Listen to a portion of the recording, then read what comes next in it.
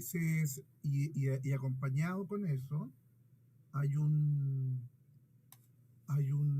audio. Y esa es una partitura que debemos tocar, tenemos que comenzar a estudiar, ¿vale? Entonces,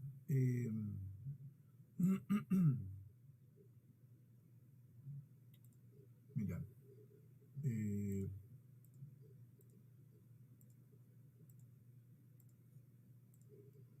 ahí tenemos esta partitura. ¿Cómo va a funcionar? Yo tomo una de las partituras esta que están acá, estas marquitas que están aquí, ustedes no las tomen en cuenta, por favor. Digamos, o sea, tómenla en cuenta porque es una, es una marca para tener el tempo, es para tener el pulso. ¿Ah? Te fijas que no hay indicación metronómica en la obra. No dice corchea o negra con punto 60 o qué sé yo. No tiene esa lógica.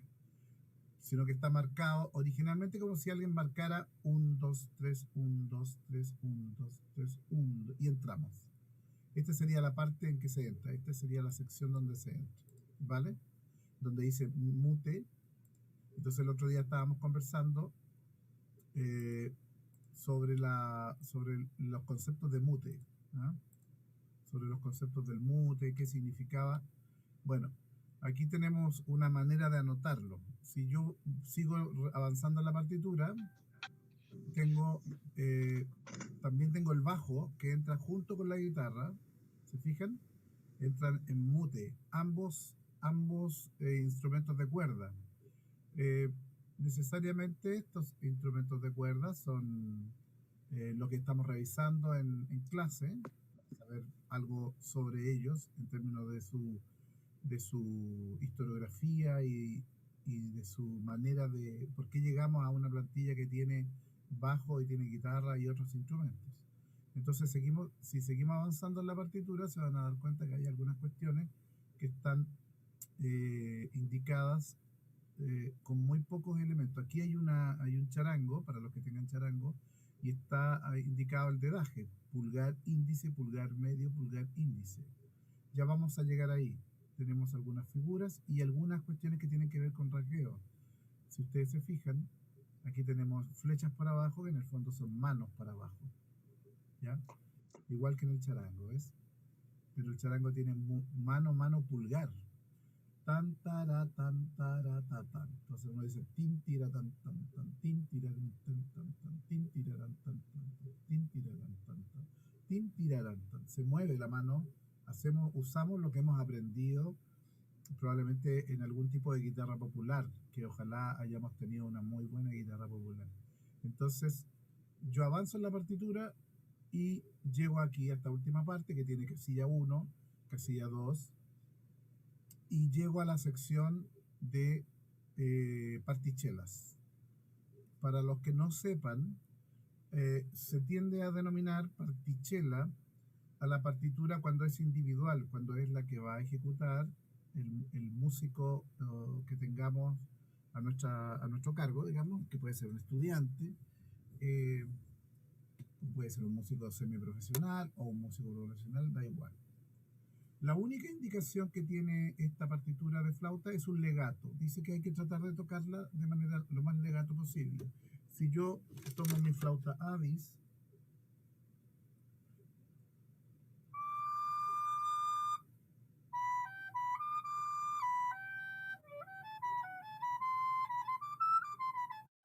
entonces digo,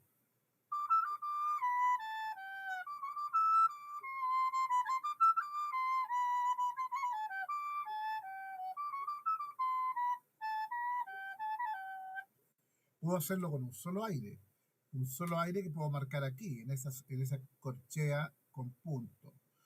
Hago una respiración rápida por la boca y puedo cantar esta melodía, la puedo cantar legato, ¿no es cierto? No significa que la haga así,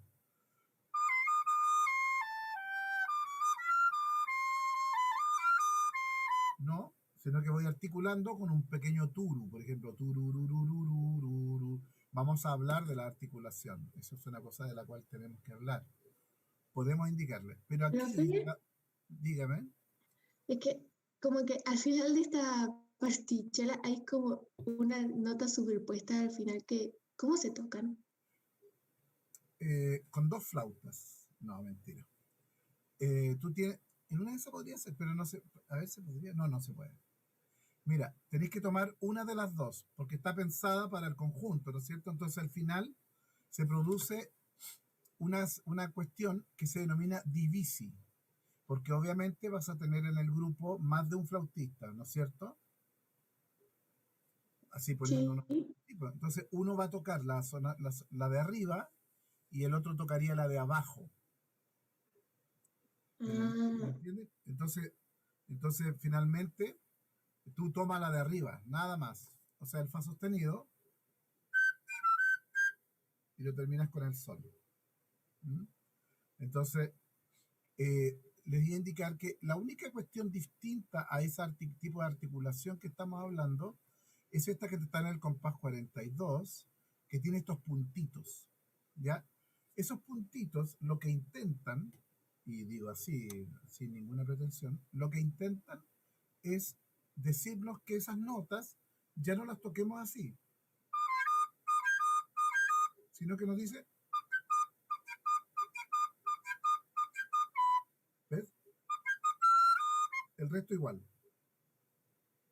Pero esas tres corcheitas, esas tres semicorcheas, hacemos una pequeña diferencia. Patita, tururururu.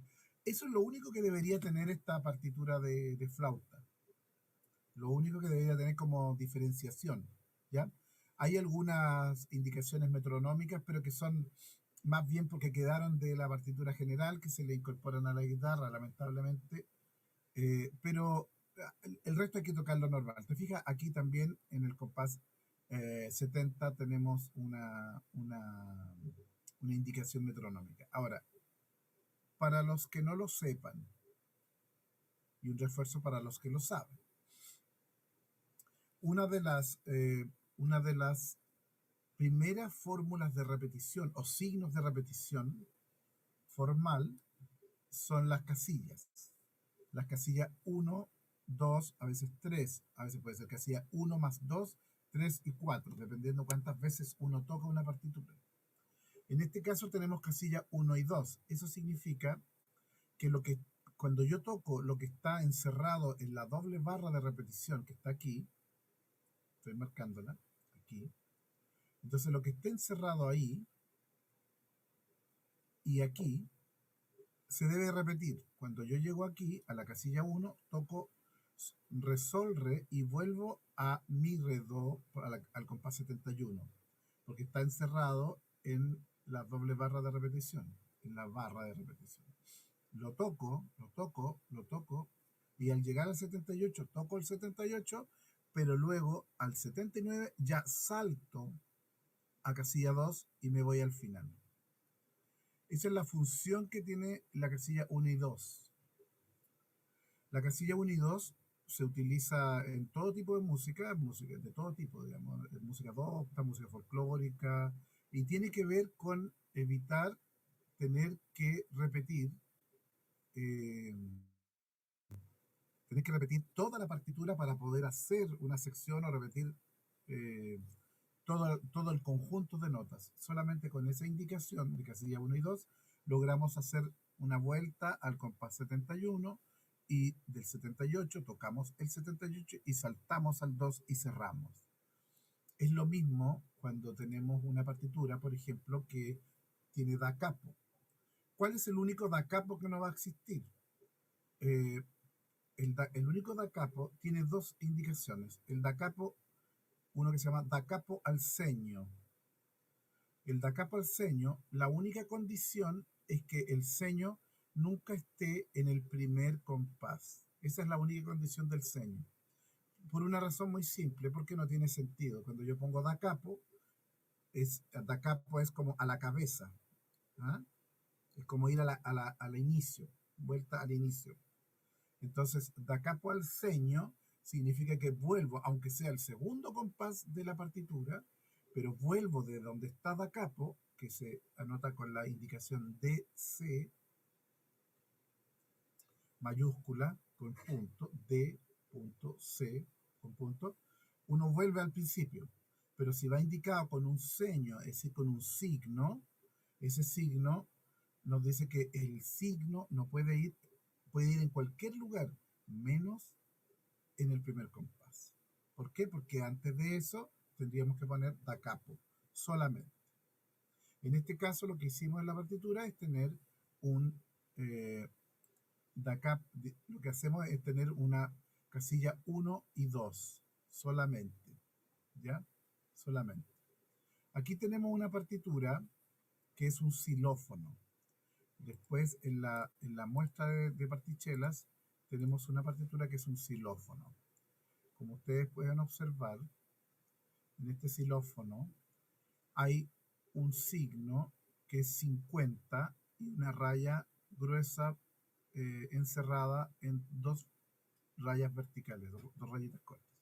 Eso significa esencialmente que de acuerdo a todo el score, que score se le denomina a la partitura general, es una manera absolutamente estándar, valga la redundancia de las palabras en inglés. Score o llamado así partitura general. El estándar también se refiere a que es como la generalidad, ¿no? La generalidad. Te está indicando que tienes que esperar 50 compases de 3 octavos, que es la cifra indicadora que tiene esta partitura, 50 compases de 3 octavos antes de entrar. Y el xilófono necesariamente es un instrumento que vamos a ver hoy día, espero que alcancemos a verlo, que va a tener esta función rítmico-armónica, ¿no? Pa pa pam pam pa pa pam pam pi pi pim pam pum pum pum pum pum pum. Todo el rato tiene una especie de ostinato, ¿ah? Una especie de ostinato que va acompañando rítmicamente como si fuera casi un instrumento, una guitarra o qué sé yo. En el caso del xilófono se le incorpora una idea bien precisa que dice crescendo, el crescendo.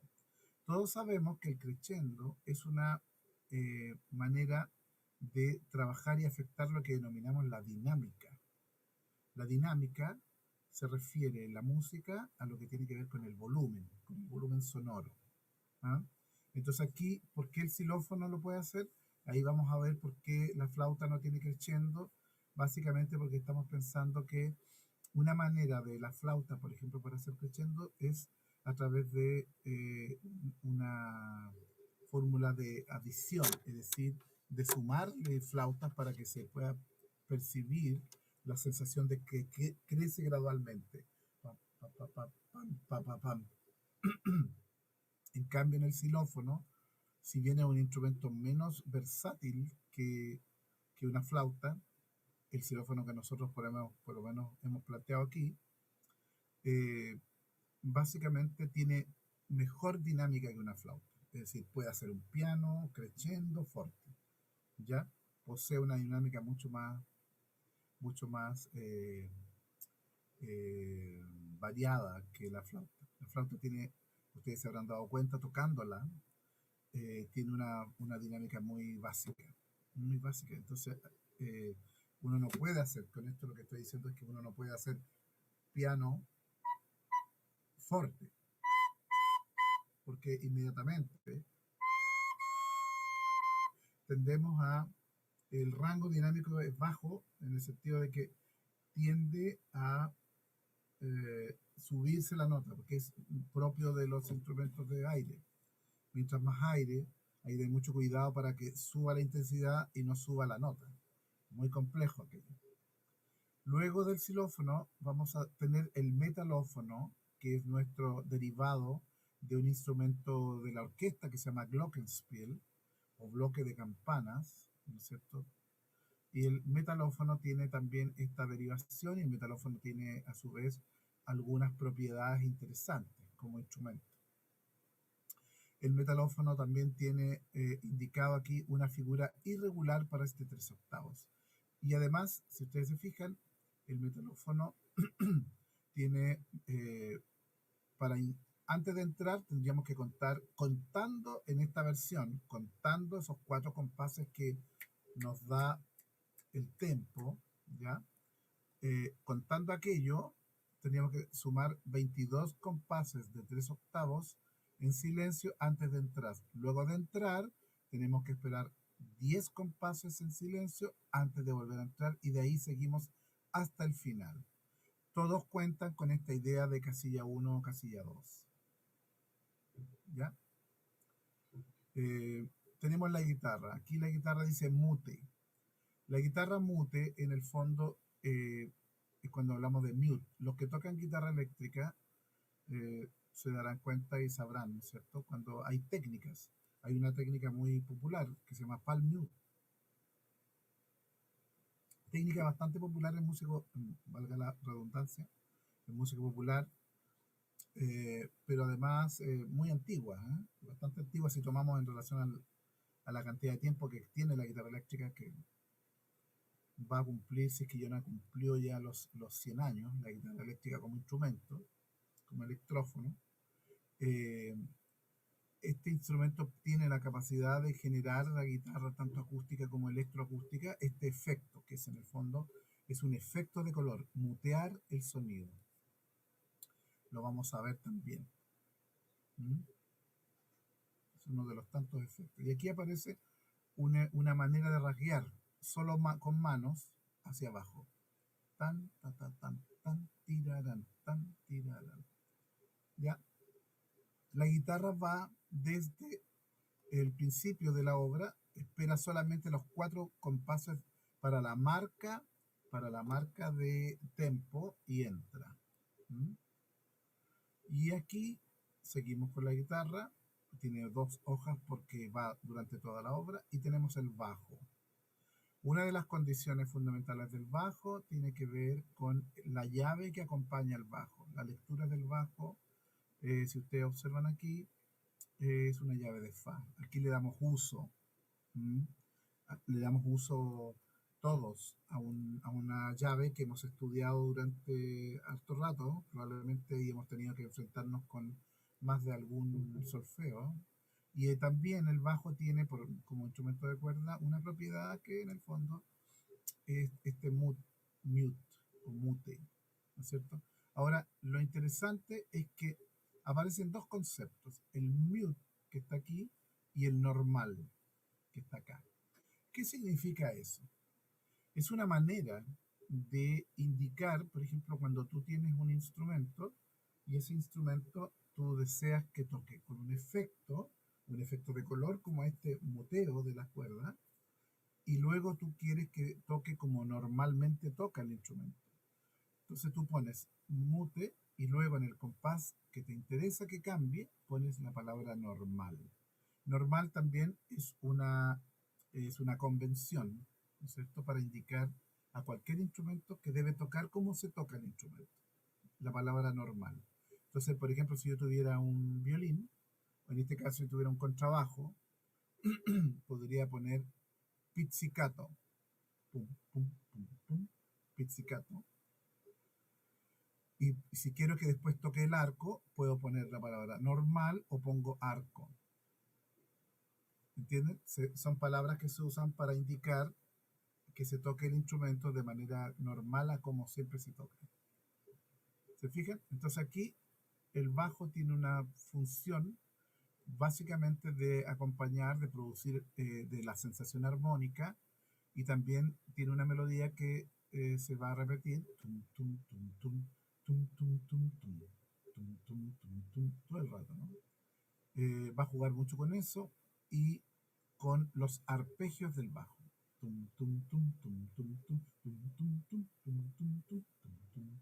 No es una cosa compleja, por eso que el bajo, si alguien quiere tocar el bajo, puede usar, si es que tiene un bajo en la casa, o la otra posibilidad es que utilice su guitarra, porque le interesa revisar o darle curso a alguna partitura que tenga llave de fa, por ejemplo, porque quiere practicar la lectura de la llave de fa. Yo no tengo problemas con eso. Si lo van a hacer, bueno, y aquí tenemos lo mismo, ¿eh? el crescendo aplicado a la cuerda, que también tiene una dinámica bastante, bastante buena, los instrumentos de cuerda. El bajo puede hacer pianísimo, puede hacer forte y puede hacer la sensación, lograr la sensación de crescendo fácilmente. Y aquí ya tenemos el tiple, lo hemos mirado en clase el tiple. Aquí tenemos los acordes del tiple y tenemos dos notas, sol, do, sol, re, que podrían tocarla punteando esas dos notas o podrían acompañarlas con los arpegios, o sea, con el acorde. Yo prefiero que lo hagan con el acorde porque es bastante más contundente el sonido cuando se toca en vivo, cuando se toca en grupo. Y está acompañado por la única figura irregular de este tres octavos, que es el dosillo, famoso dosillo. El dosillo significa que la corchea, en vez de valer un tercio, vale un medio, dentro del tres octavos. ¿Ya? Me imagino que ustedes lo habrán visto en clase, el dosillo. Espero. No sé. Estoy especulando, una vez más. Pero si alguien tiene, lo puedo explicar, no tengo ningún problema. El dosillo. Y aquí tenemos un signo aplicado al tiple que se llama arpeggiato o arpeggiato. ¿Se fijan? Esto que está aquí. El arpeggiato, que es esto que estoy marcando con el mouse, ese es un signo que se utiliza en todo tipo de música también y que indica que, por ejemplo, el instrumentista va a tocar como arpegio esto, pero no se lo vamos a escribir, sino que él va a saber que va a tocar, puede hacerlo con todos los dedos o con el pulgar, y además ese arpegiato significa que ese re, sol, si, sol, que es un acorde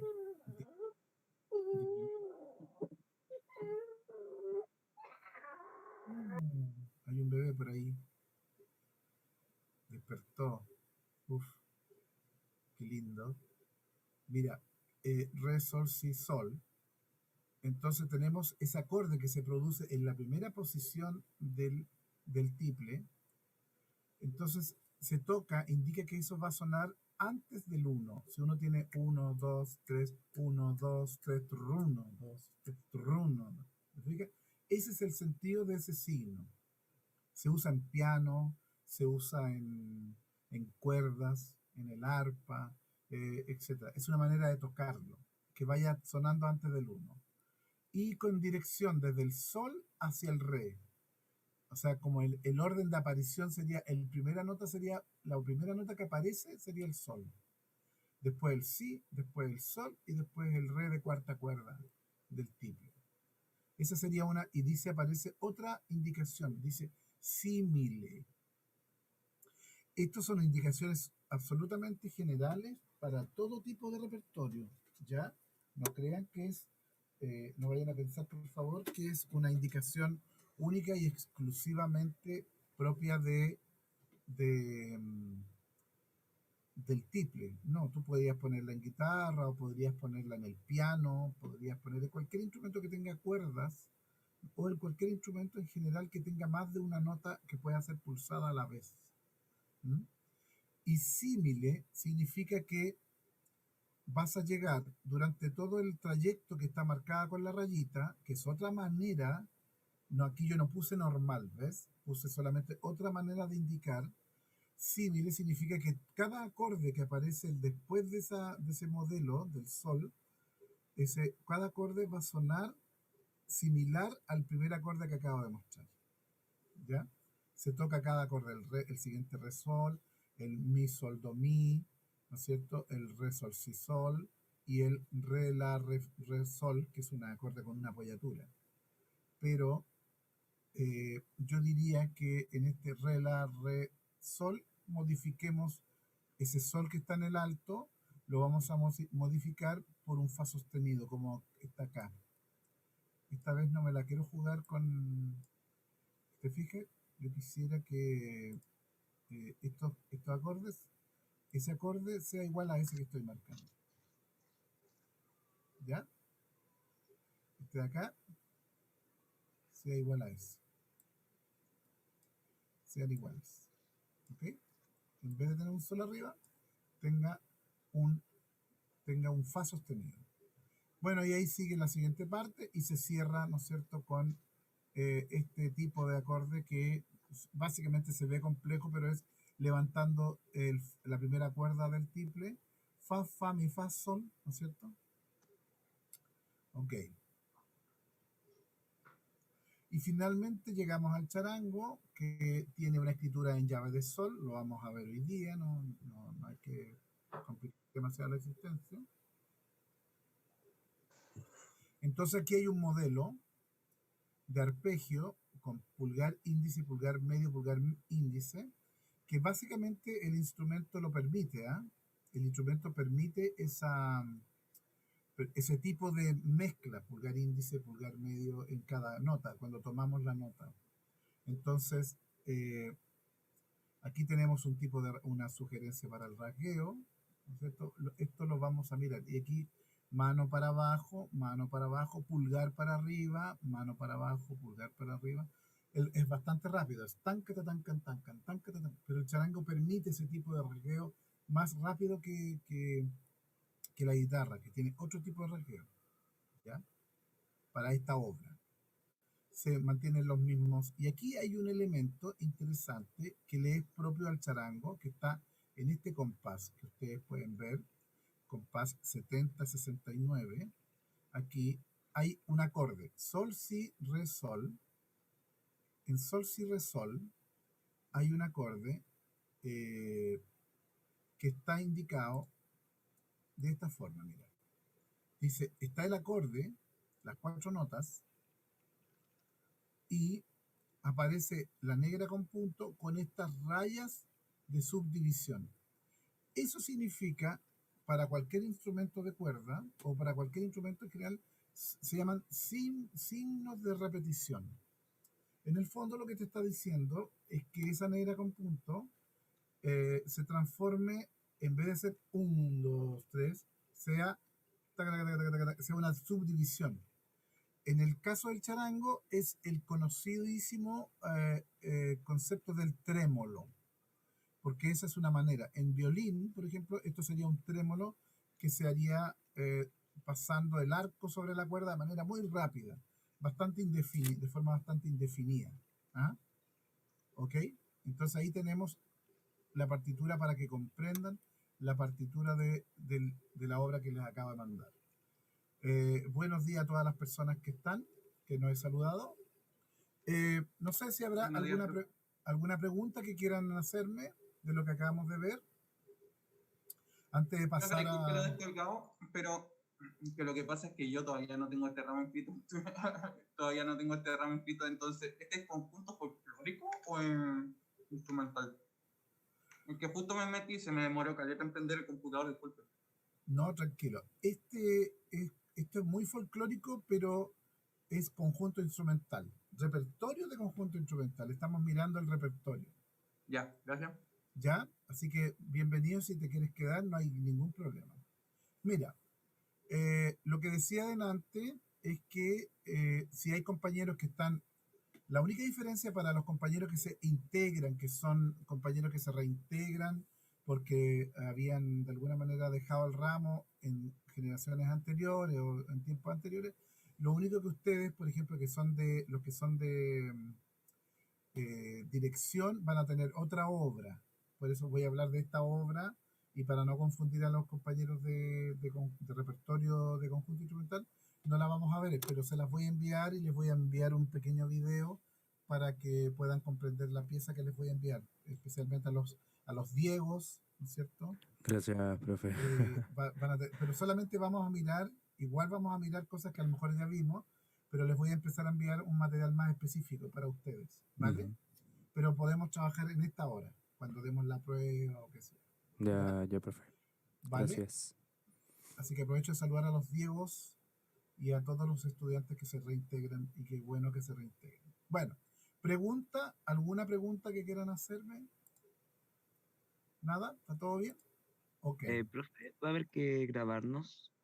Claro, el sistema funciona El sistema funciona de la siguiente manera. Nosotros tomamos la base sonora que les dejé la base sonora que está en el materiales, que ustedes a lo mejor ya la escucharon, que es un sonido, ¿no? Es una base digital que parte 1, 2, 3, 1, 2, 3, 1, 2, 3, 1, 2, 3, ¿ya? Y entra. Es como que ahí sería el 1, 2, 3, 4 y entra. Pum, pum, pum, pum, entra la guitarra y el bajo. Los que vayan a tocar guitarra y bajo.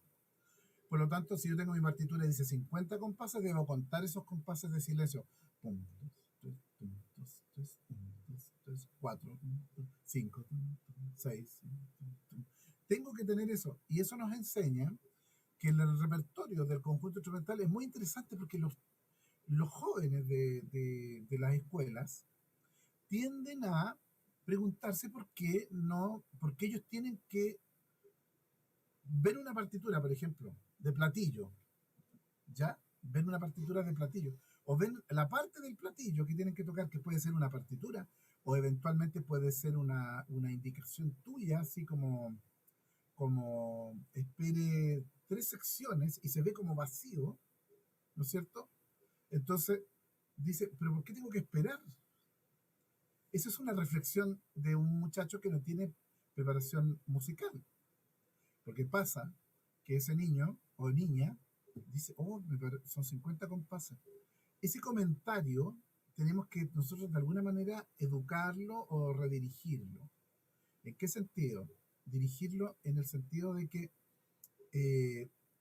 el estudiante debe aprender que a veces toca y de repente se calla. Especialmente porque vamos dando, fíjate, no solamente una educación o una formación hacia el ámbito de la música, sino que vamos dándole también una formación hacia el ámbito de lo social. Hemos hablado tantas veces de que la música y el arte en general tiene una transferencia hacia buenas conductas sociales, ¿no es cierto? Que a veces vienen perdidas desde la enseñanza más básica. Es decir, cuando los niños, cuando tú dices, ¿cuándo es la Pascua? ¿Cuándo llega la Navidad? ¿Quién me va a decir, si tenés 20 niños de 5 años, los 20 van a hablar? ¿Te fijas? Es como, tú haces una pregunta, ¿sí? ¿Cuándo tal cosa? Profesora, ahí te vas a perder. Básicamente vas a perder un tiempo primero en silenciar ese grupo para que hablen de a uno. Esa es una educación que tiende a perderse en el transcurso del primero básico, a pesar de que las profesoras o profesores del nivel intentan eso. Bueno, la música es un poder que le enseña a un niño que toca en algunos momentos y en otros no. Interesante. Nos permite darle cierta transversalidad a nuestra educación. Imagínense un niño que tiene que tocar, un niño debe entender que no puede tocar un platillo de principio a fin. Pues. O sea, imagínense una obra en una sala donde un niño dándole un platillo todo el rato. Tú no podrías orquestar eso así. Sería erróneo. Sería un error práctico para tu oído, sería para tu tímpano, sería un error específico. En ciertos tipos de música que no se tocan todos los días, el platillo va permanentemente sonando, porque tiene que ver con un carácter. Por ejemplo, en una banda de música de la zona norte de Chile o del sur de Perú, donde el platillo acompaña un platillo de una dimensión, de un color, acompaña una sección y después aparece otra sección y aparece otro grupo de platilleros. Pero incluso si tuvieras un solo platillero, claro, los carnavales, por ejemplo, porque son una música que se toca al aire libre, ¿no es cierto? Pero hay un grupo que va a tocar en una sección y ese grupo se va a callar y va a entrar otro grupo con platillos, porque físicamente no podrías estar tocando una hora de platillo, porque los brazos no dan.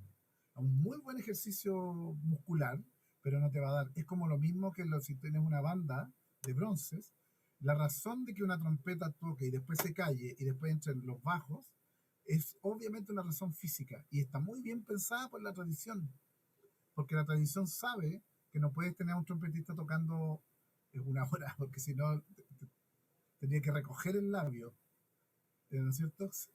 Claro, por aquí iría ya, porque es un músculo, ¿no es cierto? Los labios funcionan como una membrana.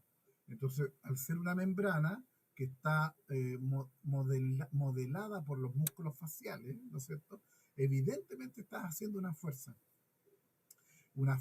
que hace que el labio, ¿no es cierto? Es como cuando, por ejemplo, nosotros tenemos músicos en el norte que se especializan en los sobreagudos, hablando en términos técnicos, se especializan, pero no se especializan porque se especializan. Ellos se especializan en el sobreagudo, pero además tienen una boquilla de una medida específica para que el sobreagudo sea más fácil de hacer que en una boquilla normal, eh, de, que es la medida del 7C, me parece que es como la medida más estándar.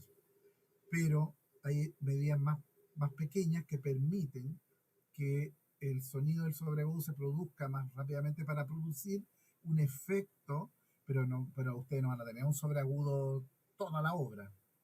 Bueno, yo he escuchado algunos que son así de lunáticos y que tocan sobreagudo toda la obra, pero eso dura una obra, una música, no toda la obra, porque también se tendría que ir a buscar los labios, eh, pues los labios renuncian y se van. Entonces eso es la práctica, ¿no es cierto? En el caso de la música, nosotros a través de una partitura, de una construcción que básicamente es una propuesta investigativa, yo digo, ¿sabéis qué? Toca esto, pero tócalo en esta parte y en esta parte. La instrucción debe ser muy, muy clara, muy precisa, pero el niño debe saber y va aprendiendo a intervenir donde la música va diciéndole que intervenga. ¿Te fijas? Ahí hay una transversalidad muy interesante porque lo que nosotros logramos de manera natural para el ejercicio de la música, los profesores no lo ponen más bien como una imposición. ¡Pah! Primero habla el compañero, ¿te acuerdas cuando estabas en primero básico? Te decían ya, ponga la mano así. Yo hace muchos años que no estoy en básica, pero recuerdo que podía observar a mis colegas que le decían a los niños, el que ponga la mano así va a hablar. Entonces los niños ponen la mano así, ¿no es cierto? ¿No es cierto? Yo no sé si alguno habrá pasado por ese tipo de escolaridad, en donde está sentado, y entonces pone la mano así, y el profesor le dice, ya diga. Y el cabro puede hablar lo que sea, porque en el fondo es una cuestión casi como una cosa de orden de necesidad de hablar, de mover el músculo labial y mover la lengua, así como decir algo, aunque no tenga ninguna importancia. Pero el niño va a hacer esto, o va a hacer esto.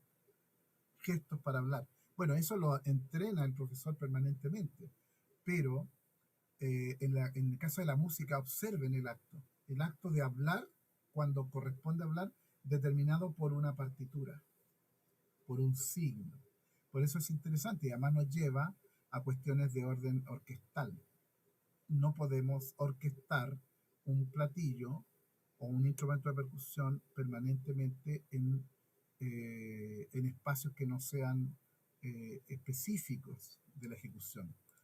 En el tema de la percusión, nosotros podemos observar ahora en términos técnicos, por ejemplo, tres ámbitos o tres clasificaciones para los instrumentos de la percusión. Nosotros vamos a usar el que está definido dentro de la partitura, es este instrumental, es el xilófono. ¿Por qué se llama xilófono?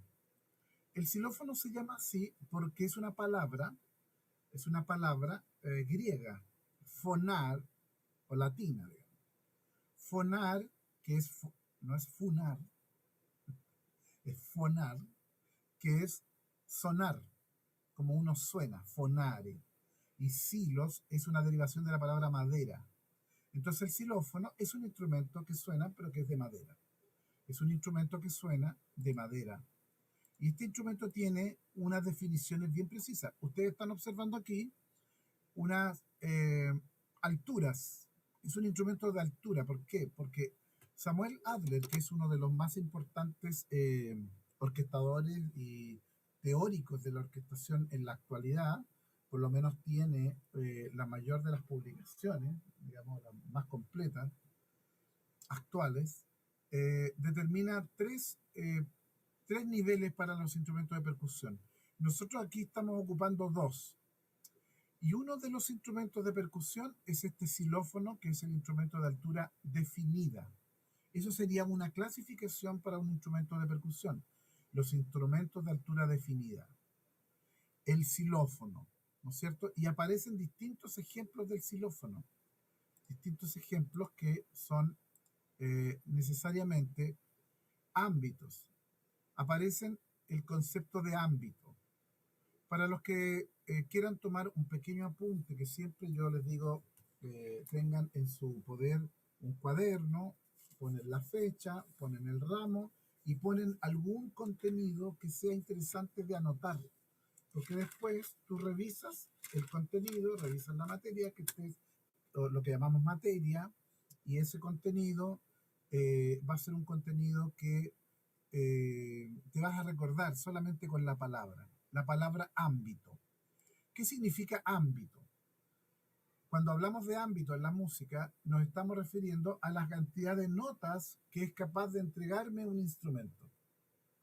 Por ejemplo, mi flauta Addis tiene un ámbito bien preciso. Mi flauta Addis es parte de esta nota, ¿no es cierto? Que sería el do. Cuando yo tapo todas las notas, tengo un ámbito definido, si tú lo miras bien, desde esta nota que estoy haciendo acá, desde el do.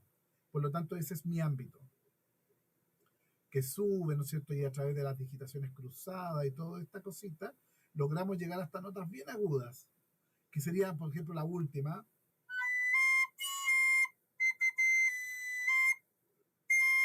Dependiendo más de la calidad de la flauta o de cualquier instrumento, uno tiene un ámbito definido hasta llegar a ese do. Generalmente es el do, la nota aguda, en donde la flauta tiene como límite hacia arriba. Ese sería el ámbito. ¿Ya? Si tengo, por ejemplo, una guitarra, la guitarra en términos normales, ¿no? En términos normales tendría un ámbito que iría desde, ¿qué nota? Desde un mi, ¿no es cierto? Bajo la pauta, en la llave de sol, pero con líneas adicionales, hasta un do por ahí arriba, ¿no es cierto? Escrito en un agudo que va en la primera cuerda, para arriba, ¿no es cierto? Ese sería el ámbito que el instrumento me da. Bueno, lo que yo estoy indicando en esta guía, en esta pequeña ejemplo, es el ámbito, ¿ya? El ámbito de notas. Por ahora vamos a hablar del ámbito. El ámbito, las personas, por ejemplo, tenemos un ámbito en la voz. Yo, que soy un tenor, bastante desabrido, digamos, por lo demás, pero un tenor, tengo una nota que va a mi ámbito, es como, además de desabrida mi voz, es un ámbito súper chico, así que va como de un sol, más o menos. Sol, sol, fa, mi, re. Esas notas bastante salen para esta hora, pero ya llegada a la 1 de la tarde, soy un tenor nomás. Sol, sol, la. Ahí ya estoy haciendo, ¿no es cierto? Utilizando el falsete. Sol, la, si, do. Estoy inventando una nota. Pero ese es mi ámbito de notas, ¿no es cierto? Pero sucede que el concepto del ámbito de la voz son esas notas que mi instrumento sonoro vocal me permite dar. Ese es mi ámbito. Y se contrapone el ámbito a un concepto que se llama tesitura, que es muy interesante para los que escriben música y para los que van a escribir música. La tesitura es las notas donde ese instrumento se mueve de manera más, podríamos decir, adecuada, o logramos un sonido de una tesitura más agradable, o más pleno el sonido, más rotundo. Por ejemplo, mira, si yo toco aquí mi flauta Addis, tocaré en la nota del ámbito original bajo.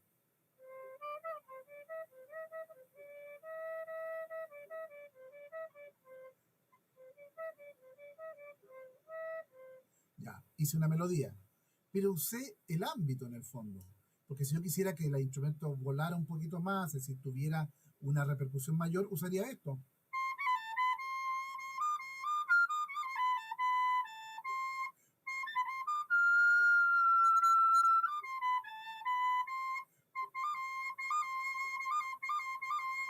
Por eso los jaivas no usaron este.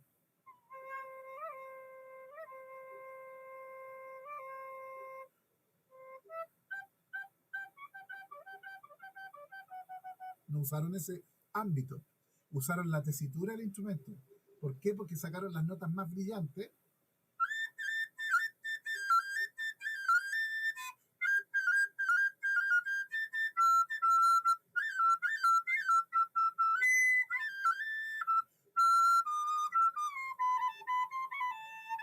Ellos podían haber usado el ámbito, pero no habría sido lo mismo, ¿no?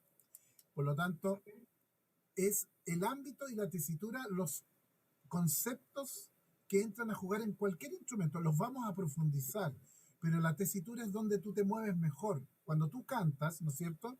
Tú sabes que hay notas que te salen súper brillantes y súper potentes. Bueno, esa es tu mejor tesitura. Como hay notas que cuando tú cantas te salen así desinfladas, fome, sin brillo, desarticuladas, ¿no es cierto? Ese es tu ámbito. El ámbito es lo que tú puedes dar. La tesitura es donde te mueves, así como tenor, como barítono, como soprano, como contralto. Alguien me quería preguntar algo. Que era justamente más o menos algo similar de que como cuando así muy básicamente cuál era la diferencia entre tesitura, que se habiendo dicho eso, entre tesitura y ámbito. El ámbito sería como las notas entre las que se mueve como una obra, y la tesitura, o sea, como el ámbito sería como las notas entre las que se mueve un instrumento dentro de una obra, y la tesitura sería como todas las notas dentro de la cual se mueve el instrumento. Más o menos cercano. El ámbito sería las notas que te da el instrumento. Por ejemplo, yo llego hasta un do, ¿no es cierto? En mi Addis llego hasta un do. ¿Qué nota no tengo? No sé, más grave que eso. Un si no tengo, ¿no es cierto? Por lo tanto, el si no está en el ámbito de mi flauta dulce soprano. Ese es mi ámbito. Las notas que me da. Ahora, ¿dónde suena mejor mi Addis? En estas notas bajas, en términos de dónde podríamos decir como dónde luce más mi Addis. ¿En estas notas bajas? En las notas altas. En las notas más brillantes, ¿no es cierto? Como cualquier instrumento, una guitarra. Ahora, la guitarra, que es un instrumento que tú, para lograr ciertos efectos, tú puedes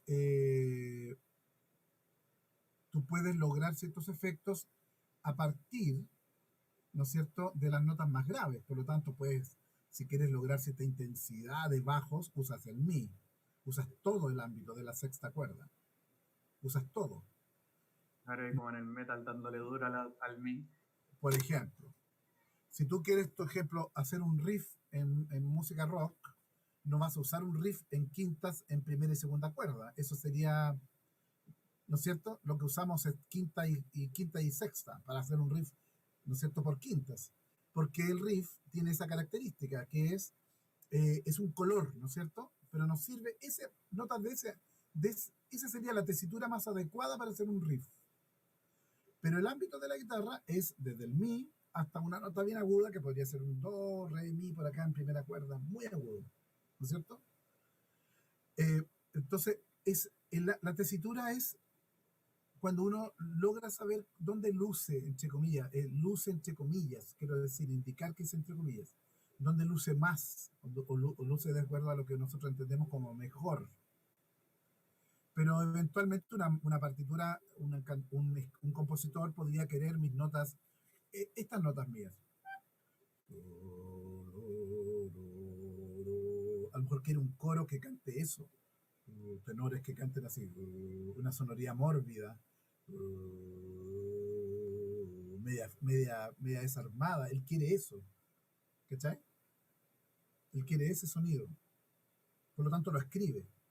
Entonces lo que está aprovechando ese compositor son las notas del ámbito que tiene el tenor. Sol, sol, que ya sabemos que este sol que estoy leyendo, que es un sol bajo la pauta, En realidad es un sol que está sonando una octava más inferior, ¿no es cierto? Usted lo sabe. Bueno, lo vamos a resolver porque la voz humana es otro instrumento que vamos a mirar.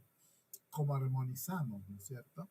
Por lo tanto, en ese sentido, ya que alguien habló de voces, de esto del grupo folclórico, nosotros estamos en folclore, para los que han estado ahí, mirando lo que es la tercera. En eso quedamos el otro día, ¿te acuerdas? Que veíamos que uno puede armonizar por tercera. Bueno, la ley dice, esta ley musical dice que es tercera cuando son voces iguales. ¿A qué se refiere con voces iguales? Si son hombres, hombre con hombre, mujer con mujer, esas voces iguales. Pero si son hombres y mujeres, ya ahí son sextas. Ahí se invierte el intervalo. Pero eso lo vamos a aprender. En este caso, en la tesitura es como, mi tesitura es como del do, podríamos decir. Do, re, mi, fa, sol, la, si, la, do. Es como de una octava. Esa es mi tesitura más adecuada para que me salga más o menos, como te digo, donde luzca mi voz. Do, re, mi, fa, sol. Pero si digo, sol, esa es como lejos de mi tesitura más grata, digamos. Pero sí es parte de mi ámbito. No sé si me explico en ese carácter. El registro, claro, tiene que ver, ambos se relacionan porque el registro tiene que ver con la cantidad de notas que tú puedes dar, tu registro, tu color. Por ejemplo, yo puedo dar esas notas, pero si tú fueras soprano, el registro sería más alto, ¿cierto? Pero hay tenores que tienen distintos registros en relación a otro tenor. Hay tenores que les da más arriba y hay tenores que tienen un ámbito, hay una tesitura más chiquitita porque tiene un registro más grave, ¿ya? El ámbito son las notas que damos, las notas que da un instrumento. El registro y la tesitura tienen más relación entre, ustedes sabrán, entre ustedes cuando cantan. Bueno, yo sé que han tenido poca posibilidad de cantar juntos, pero se habrán dado cuenta que cuando cantan con otra persona, esa otra persona no llega a las notas que tú das arriba, por ejemplo. Es porque tú tienes un registro más amplio. ¿Se entiende? El registro. El registro tiene más bien que ver con la tesitura. Es decir, dónde te mueves tú de manera más cómoda. Algunas personas se mueven en este rango y otras se mueven en un registro más amplio. Tiene un registro más amplio. Hay tenores extraordinarios que tienen poquito registro o poquita tesitura, un poquito tiene el mismo ámbito, pero su tesitura es más breve. En cambio hay otros tenores que pueden llegar perfectamente hasta un la sobre la pauta, hasta un do de pecho arriba, de coloratura que llaman, ¿no es cierto? Entonces, en el caso de lo que estamos mirando, estamos hablando de instrumentos que tienen distinto ámbito, ¿no es cierto? Porque tienen distinto tamaño. Y esos son los xilófonos. El xilófono tiene una sonoridad bastante especial. Fíjate, puede llegar de arriba, porque este sería un xilófono soprano. Y su ámbito es ese. Es muy similar el xilófono a los espacios a la marimba. La diferencia entre el xilófono y la marimba es que el xilófono no tiene una pieza fundamental que se llama resonador. El xilófono no lo tiene, aunque igual es un instrumento que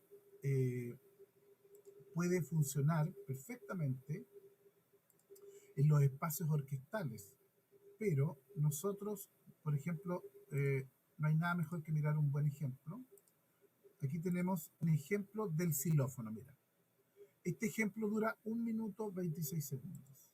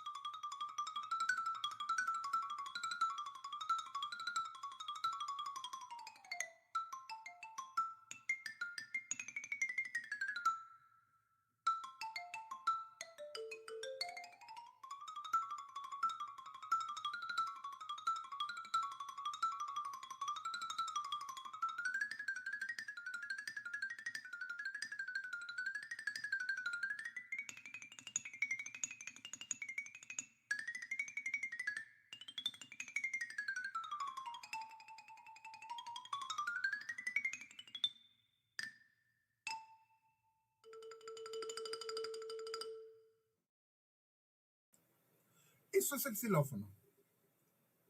Es un xilófono. Diego Rubilar, ¿quiere decir algo?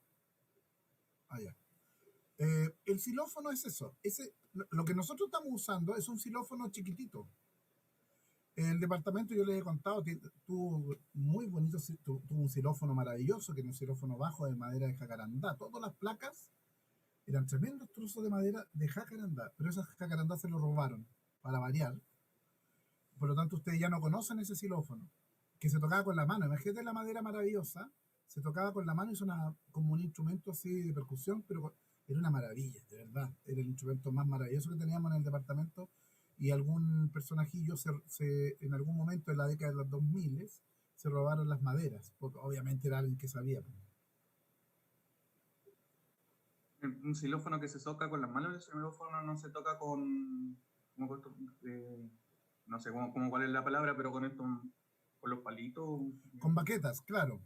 No, lo que pasa es que era tan bueno el xilófono bajo que teníamos, a eso que te digo, que tú lo tocabas con las manos y sonaba muy bonito, como un instrumento de percusión de manos, más que de baquetas. Si ustedes se fijan, alguien hizo el comentario de los que, claro, está muy relacionado a una carrera, ¿no es cierto? A un sonido que muy usado en las películas de dibujos animados, por ejemplo.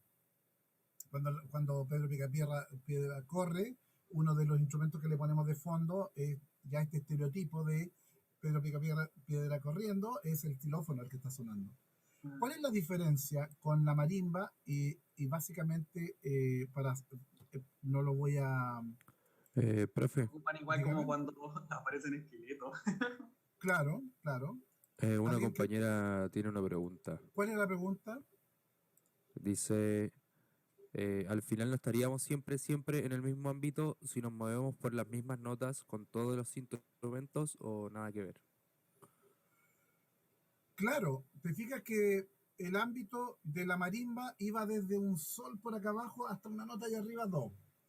Pero siempre vamos a trabajar dentro de esa cantidad de notas, que son el ámbito de ese instrumento. Es bien preciso porque ahora, el xilófono puede ser más chico y el ámbito es más chico, porque hay xilófonos sopranos, xilófonos contraltos, xilófonos tenores, xilófonos bajos.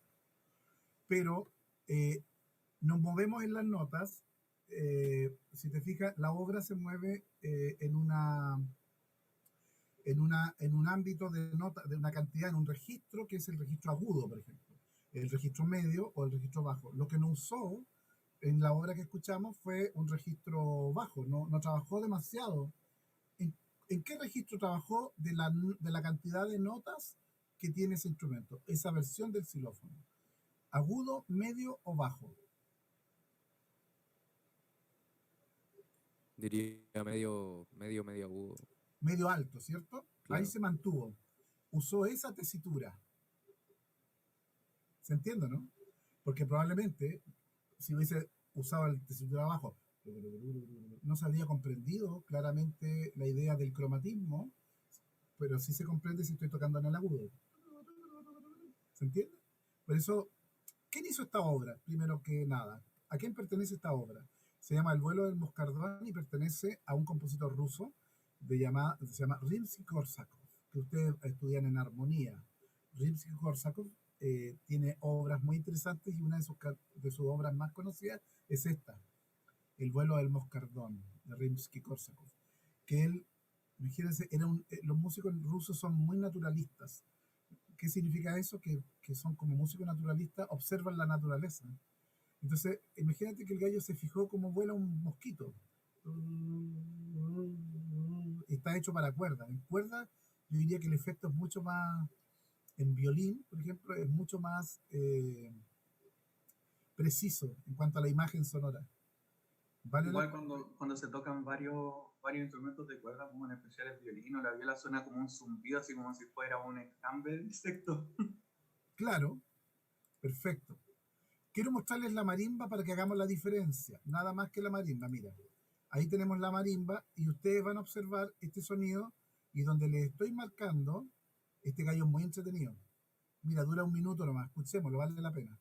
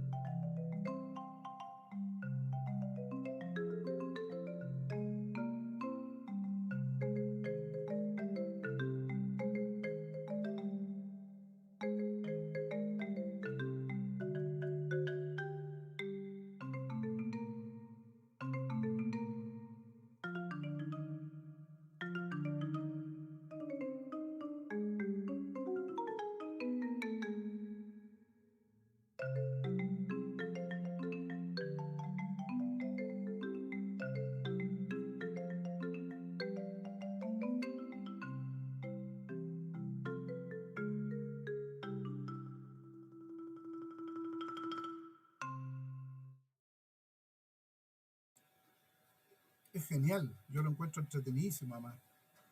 Eh, claro, reacciones al tiro con este hombre, porque es muy simpático además, y otra cosa, es impecable. ¿Se Y fijan? tiene un Es sonido impecable. súper agradable la marimba. Igual La marimba, claro. Ahora, ¿qué es lo que observamos de esa marimba? ¿No es cierto? Que tiene lo que les decía antes, la diferencia con el xilófono es que esta marimba tiene resonadores, ¿ves? Aquí abajo lo están viendo. Esa es una diferencia notable entre la marimba y el xilófono. El xilófono no posee, en general, no posee estos resonadores que son unos tubitos que están debajo del cuerpo del instrumento y que permite que, de alguna forma, permite ese sonido que es un poquito más suave. Pero otra razón también tiene que ver con que, así como dijo Berlioz, un músico francés del siglo XVIII, aporta que el sonido puede cambiar y uno de los aportes a este tipo de instrumental, de los instrumentos de percusión, es que la baqueta pueda tener distintos materiales en la cabeza. Esa sola idea que pone Berlioz sobre la mesa cuando escribe su tratado de orquestación, nos lleva a entender que si nosotros le cambiamos la baqueta, en vez de que sea la cabeza de madera, le ponemos cabeza de fieltro o de goma o qué sé yo, el sonido va a cambiar. Y ese es un aporte del siglo XIX, que llegó hasta el siglo XX. Por eso que existe tal cantidad, si ustedes ven a los percusionistas, van a ver que tiene tal cantidad de baquetas sonando. ¿Por qué? Porque va a lograr ciertos sonidos con baquetas de cabeza diferentes. Esa es una lógica del instrumento de percusión. Bueno, Profe, una pregunta. dígame. No estoy seguro, pero la marimba no tiene como pedales también. ¿O no? No, no tiene. Hay otro instrumento que vamos a ver después, que es, eh, que es el vibráfono. El vibráfono es el instrumento que tiene pedal. Y el pedal es, bueno, por las características morfológicas del vibráfono, porque parece que el vibráfono tiene un motor que hace girar unas aspas por debajo para que tenga esa sensación que le da el nombre al instrumento, vibráfono, porque vibra, tiene esta oscilación, y eso es con el motor. El vibráfono de los tres, xilófono, vibráfono, marimba, el vibráfono es el más moderno, es de la década del 20, de 1920, y está sentado evidentemente en el ámbito del jazz, por ejemplo. Ahí está bien metido el vibráfono como instrumento. Pero lo vamos a ver, porque en algún momento tenemos que pasar esta lógica. Pero recuerden, el xilófono, ¿qué es? Resumen, es un instrumento de madera que está incorporado a un cuerpo sonoro que no tiene resonadores necesariamente, aunque hay algunos modelos de xilófono que sí tienen estos tubitos para resonar un poco mejor. Pero el xilófono en general no posee resonador, está dentro de un cuerpo sonoro nomás, y tiene ámbitos distintos, puede llegar a notas muy agudas o notas muy graves, ¿ya? Y se puede movilizar en términos de registro por medios altos, dependiendo de la obra. Ok, entonces vamos a ver ahora un elemento que es los instrumentos de cuerda que están acá. Ya habíamos visto el tiple, ¿no es cierto? Ahora vamos a mirar, ahí está la afinación del tiple, que decíamos que era la afinación tipo de un mi, el si, el sol y el re. Cuando dice octavado es porque está indicando que la cuerda acuérdense que son órdenes triples. Por lo tanto, ese orden triple, una de las cuerdas, la del medio, está octavada hacia la octava inferior. Por lo tanto, de alguna manera, este instrumento posee en sí mismo, llena una cantidad enorme de frecuencias dentro de la orquestación. Y aquí vamos a ver un instrumento que es el charango. Si miramos bien, en el charango vamos a encontrar una cuestión muy interesante. El charango, decíamos, es un instrumento que estaba dejado de la condición escolar porque el charango tenía se había unido fuertemente a un proyecto político. Eso era eventualmente porque el instrumento político, o sea, el movimiento político había usado el charango como un instrumento reivindicado, así, reivindicado en términos latinoamericanos.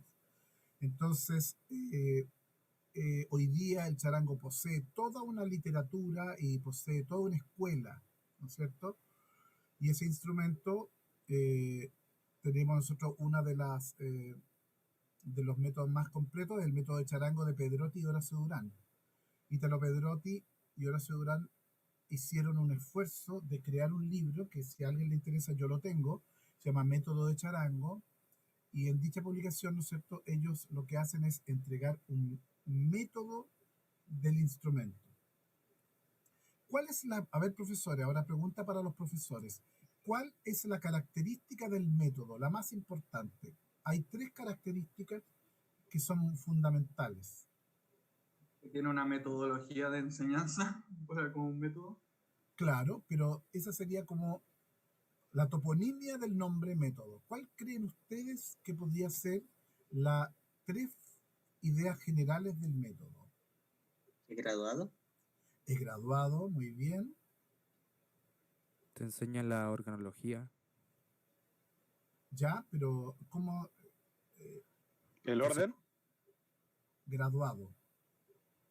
O sea, es progresivo. Cuando dice Lucas el orden, está pensando que sea progresivo, ¿no es cierto? Que haya un grados o sea, que esté puesto un tema, después otro tema, otra temática en relación ordenadamente.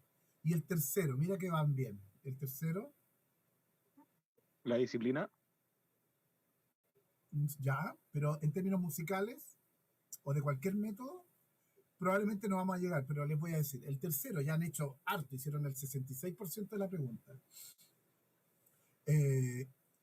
Es completo. Esa es una característica fundamental de un método.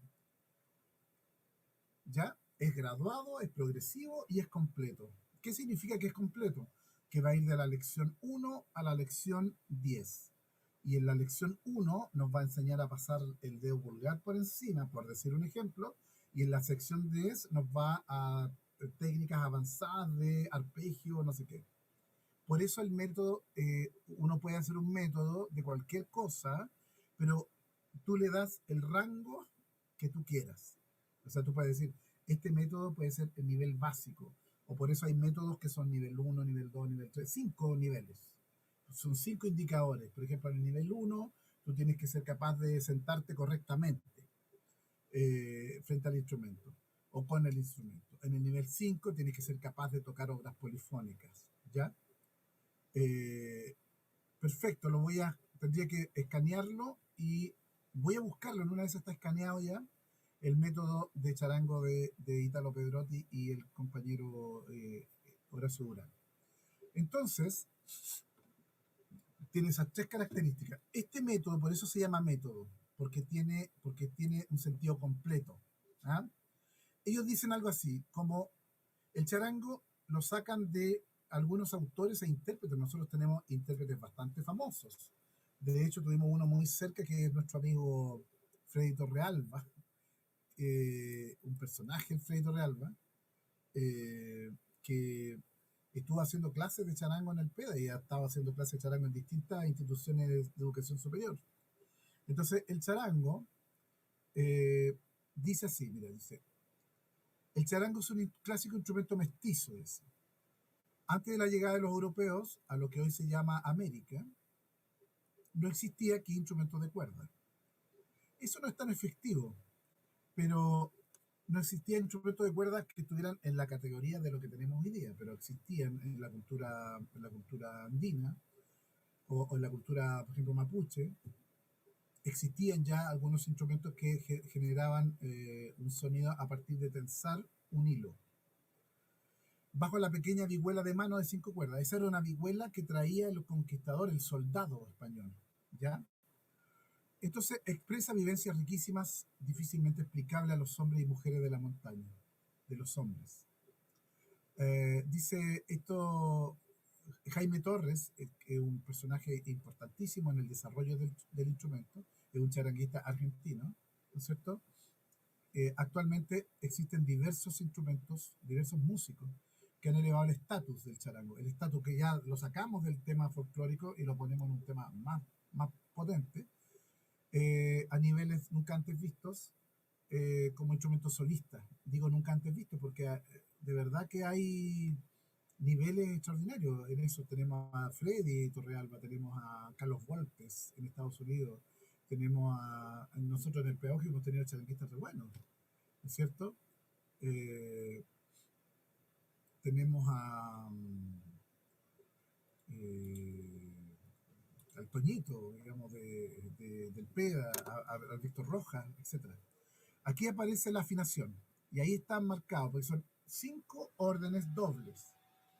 Cuando digo 5 órdenes dobles, estoy diciendo, como ya sabemos lo que es un orden, 2 cuerdas por orden. Tenemos 2 mi, tenemos 2 la, ahí altura real, nota real, no hay transposición. Y aquí tenemos el mi, ¿no es cierto? Y aquí tenemos el otro mi. Porque tradicionalmente ese mi de la tercera cuerda se octava. Pero la verdad es que también hay versiones del mi, inmediatamente doy la palabra a Sebastián Silva, a octavas que podríamos tener una misma octava, un mismo mi bajo que estaría aquí. El do, un doble do y el sol. Mi, la, mi, do, sol. Eso tiene que estar en vuestra memoria para saber cuál es la afinación del charango. Sebastián, ¿tú querías preguntar algo? Sí, ¿no? Respecto al charango, ya que es como que se ha expandido, ya se ha explorado fuera del ámbito folclórico, me imagino que quizás la respuesta rápida y fácil sería Congreso, pero como algo más yacero con charango, ¿conoce algo como para buscar? Sí, por ejemplo, Freddy Torrealba ha incursionado en el charango más cercano a la improvisación del jazz. Ha hecho algunas cosas. Ah, ya, gracias. En Argentina hay una orquesta nacional de charangos y ellos ejecutan todo tipo de repertorio, no solamente el repertorio folclórico. Aquí les voy a mostrar al maestro Jaime Torres. Profe, ¿Sí? disculpe, también está Jorge Ortiz, que es charanguista de los Cuervos del Sur y es Mira, más metal y por lo ejemplo. incorporó como elemento importante de su música. De hecho tiene un charango eléctrico, así que es curioso también. Bueno, ahí Roncocoro o algo así, el que es más grave. ronroco, esa es la palabra, ronroco, que permite, bueno, decimos, esta es una cuestión infinita. Aquí tenemos un video del maestro Jaime Torres. En Bolivia se hace un encuentro anual. Obviamente en estos tiempos de pandemia no ha podido ser, pero en Bolivia se ha dado la idea de encontrar a maestros, personas relevantes del ámbito del charango. Y se entregan, ahí está Ernesto Cabur, que es uno de los charanguistas más conocidos y que tiene obras en el repertorio, ¿no es cierto?, en el repertorio musical, que entregan como ciertos diplomas que te acreditan como maestro, gran maestro, inicial, o sea, te entrega una cosa muy interesante en ese sentido. Mira, este video dura 3 minutos y medio y podemos ver al maestro argentino Jaime Torres en una improvisación,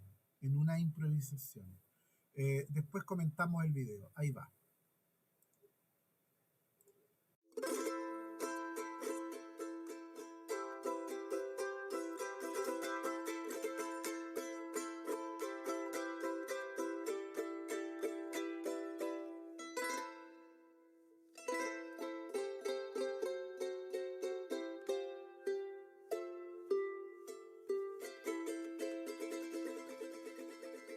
Cuando toco mi charango, rezo por la Pachamama.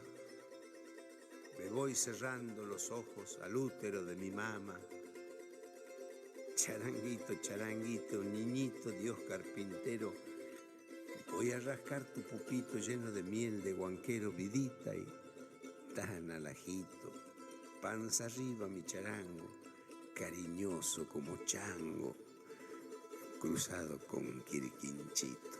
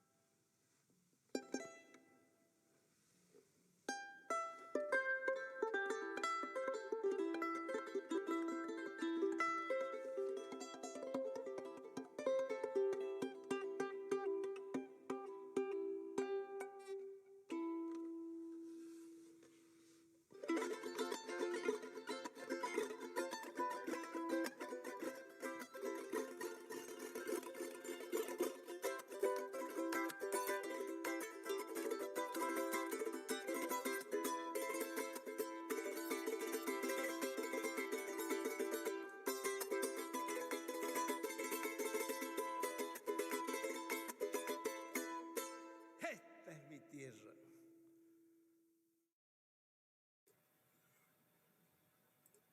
Ahí tenemos, ¿por qué tan importante Jaime Torres? Tal vez nos parece de un nivel menos espectacular de lo que ya hemos conocido. Pero la verdad es que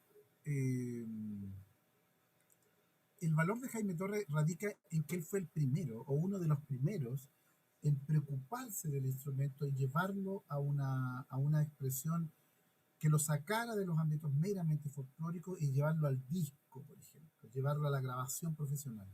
Y como último ejemplo del instrumento, aquí tenemos a nuestro amigo Torrealba. Les dejo este link para que ustedes lo puedan ver. Se llama Sesiones en Volá.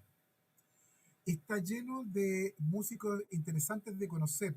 Está el Claudio Araya en el 4, el famoso Pájaro.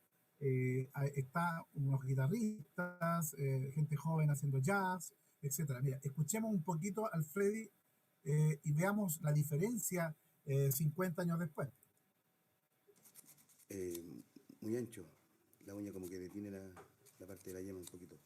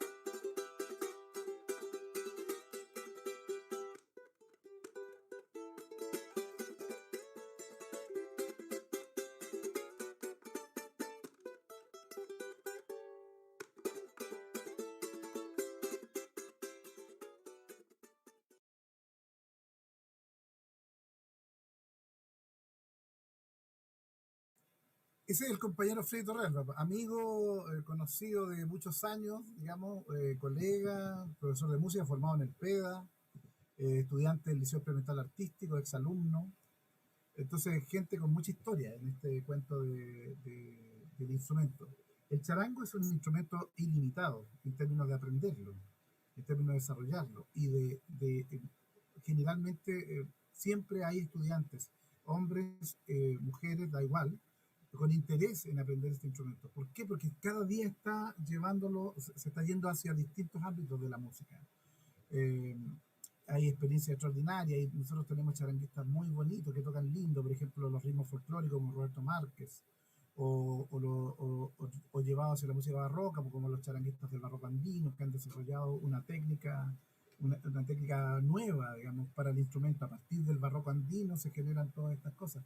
Claro, hay un montón de nuevos músicos, muchos de ellos de generaciones más jóvenes, ¿no es cierto? Les dejo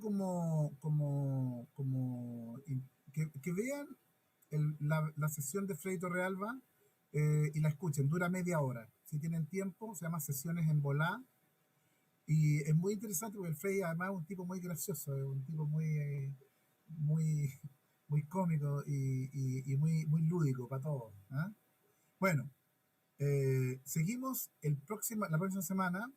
Revisen la partitura. La próxima semana, si hay alguien que quiera mostrar algo tocando, va a ser ya bienvenido para que pueda mostrar si es que quiere de alguna manera ir viendo, para que revisemos la partitura. Piensen en eso, que podemos revisar partitura la próxima semana ya tocando la flauta o la guitarra.